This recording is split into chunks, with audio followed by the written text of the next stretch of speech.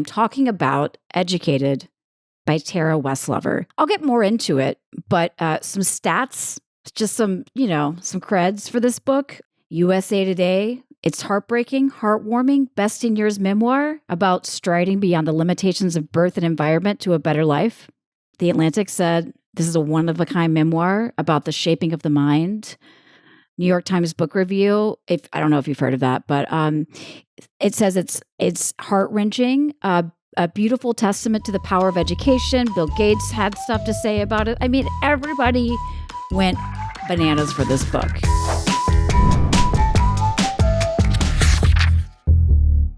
Hi, readers and non-readers alike. Everyone is welcome to the bookshelf.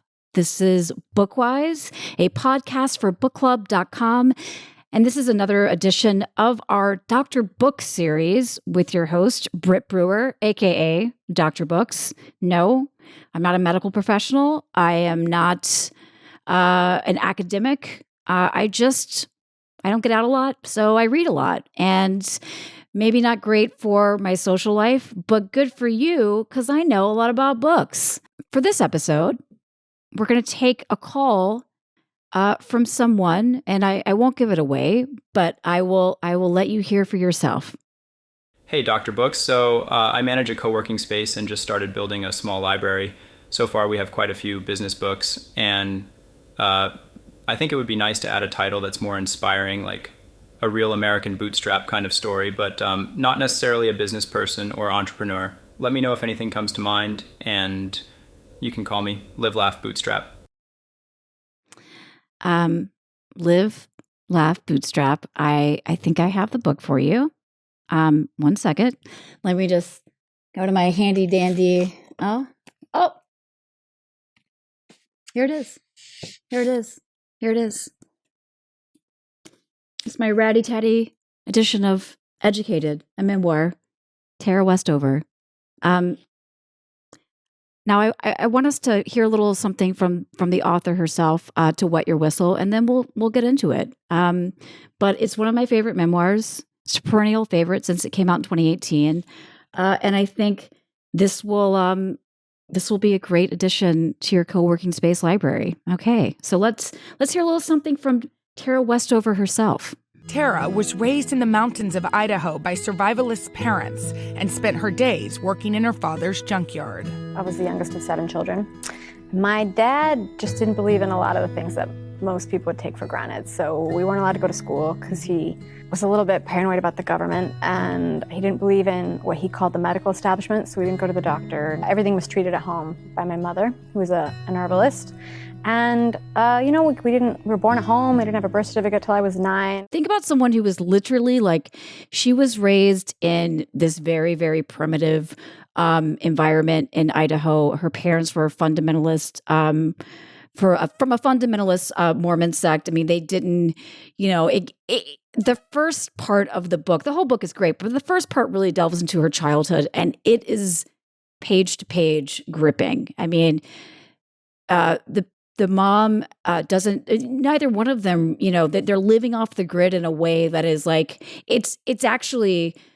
it's fascinating because they hate the government so much that you find out all the ways that you can live off the grid. I mean, this was a few years back, but that part is kind of like if you were ever into, Little House on the Prairie or, any of those sort of My Side of the Mountain, any of those survivalist kind of books growing up. I mean, this really scratches that itch, but also it's terrifying because her brother gets into an accident and they don't believe in medicine. They don't believe in doctors. So I don't want to give away too much, but it is truly a fascinating story of someone who knows almost next to nothing about the outside world and starts off at BYU, but then, she ends up going to Harvard. She gets a PhD at Cambridge. I mean, she really goes through just education after education. And this is really the story of someone who goes from knowing so little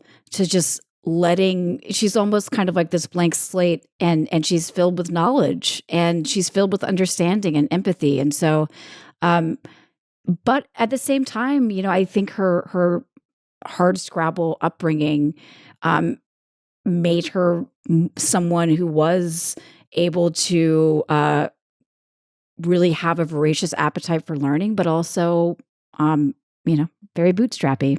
So I think educated for sure. Got to have educated. And, if you think about this type of book, there are others that live in this space. And some of them that have come out recently that people tend to liken to this book, but I would say are good comps and would be great additions to this part of your library. Another one is The Glass Castle by Jeannette Wells. This book is heartbreaking, but it is splendid. It's beautiful. Like so many people who suffer with addiction and mental illness, her father kind of dragged the family around, and they were unhoused for most of her childhood.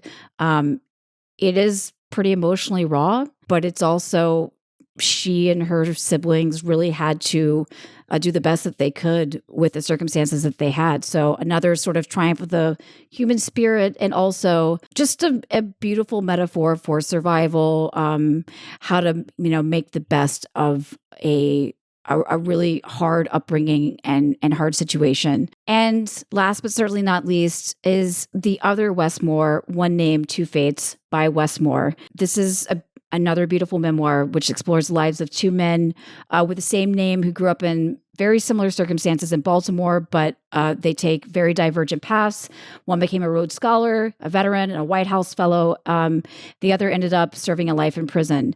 And so, this book is just really, through that lens, explores identity, environment, socioeconomic factors, pervasive racism, all of the big themes, but it does so obviously through a very human lens. So the other Westmore, One Name, Two Fates, highly recommend.